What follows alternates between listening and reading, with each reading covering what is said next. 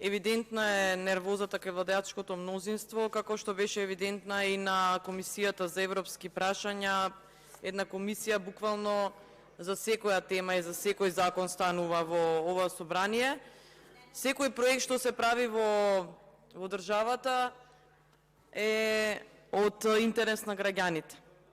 Сега под плаштот од проекти од стратешки интерес сакате да дерогирате еден цел правен систем кој и онака веќе го клекнавте на колена и онака е уништен. Само да ве потсетам за вашите изборни ветувања, за кои што 7 година сте на власти ги немате реализирано. Ветувавте вака: 600 километри автопатишта и експресни патишта, 550 километри магистрални и регионални патишта, 1000 километри локални патишта. 7 година на власт ништо од ова не е реализирано.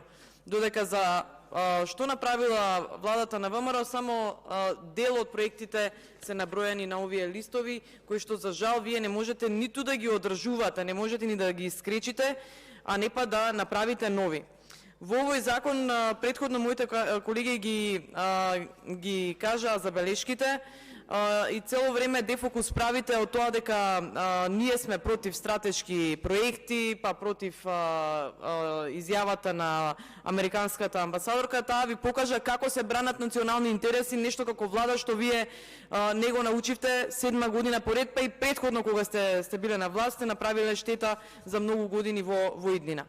Во овој закон за градење, кој исто така е со европско знаме и кој воопшто не се усогласува со европските стандарди, со кој по не знам кој пат го злоупотребивте и го искинавте од употреба европското знаме, всушност покажувате дека немате интерес да се подобрат работите, барем во делот на имплементација на закони, што ни е едно од многуте забелешки во европските извештаи и во сите извештаи за државата.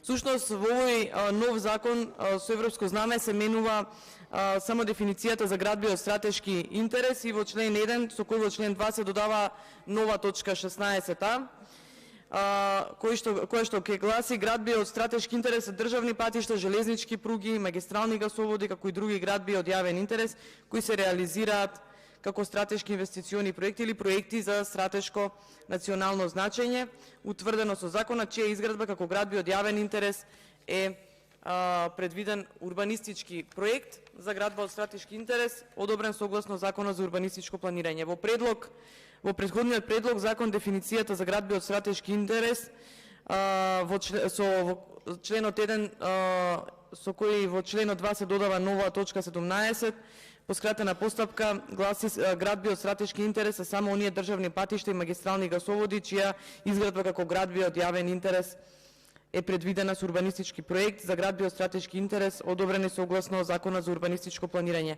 За овие градби, односно градби од стратешки интерес, всушност државни патишта се предвидува да не се спроведува редовната постапка за изградба на градбите, односно предвидено со Законот за градење, и се исклучува примената на одредбите кои се однесуваат на постапките за одобрување на идеен проект, за издавање на одобрение за градење, за измени во текот на изградбата, за промена на инвеститор, за издавање на одобрение за подготвителни работи, за прибележување и предбележување, реконструкција, за рокот за изградба и така натаму, за дислокација, за формирање на одлагалиште на земјишта, за дислокација на далновод, трафостаница, нафтовод, продуктовод, магистрален гасовод, магистрален топловод и така натаму. И кога ви ги читам сите овие измени што не знам колку пати се спомнати во оваа расправа и на комисијата и на седницата, всушност само ви укажуваме колку голем еден тотален хаос ќе предизвикате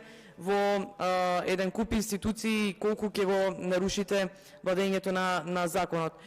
Всушност, сите граѓани кои досега за реконструкција на куќа, на кров, кои чекале одобрение за градење, кои уредно плаќање, сега ги обесправувате, ги дискриминирате во сопствената држава.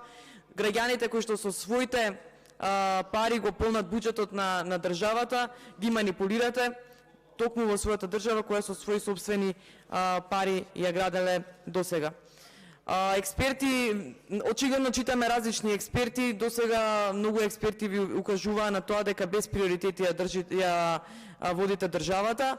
Во ваква констелација на работите во државата не е дека не требаат коридори и автопати, но многу посуштествено ќе беше да помогнете на земјоделците, многу посуштествено ќе беше да вложувате во енергетиката и така натаму.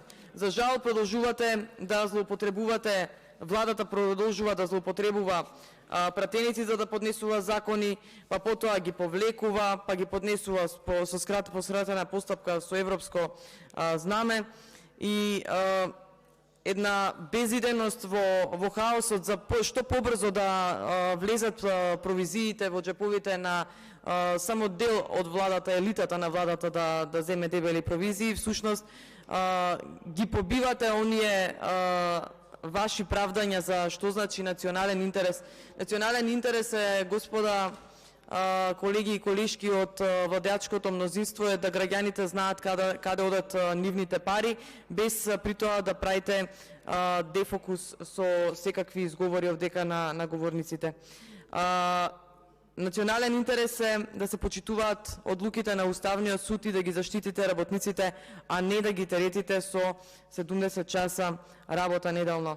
Национален интерес е исто така да не плаќаат македонските граѓани 5 пати повеќе за изградба на километар автопат во споредба со оној кој Македонија претходно го градеше заедно со Европската унија на делницата Демир Капија Смоквица.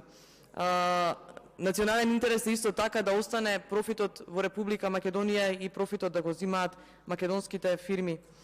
Никако не може да се свати дека е од интерес на граѓаните да се платат повеќе од 300 милиони евра за пенали и аванси на уште нефрлена лопата за проектот. Затоа ќе ве молам за националните интереси, вие сте крајно штетна влада, ја урнисавте и европската иднина на државата, го загрозивте животот на обичниот граѓанин во Република Македонија.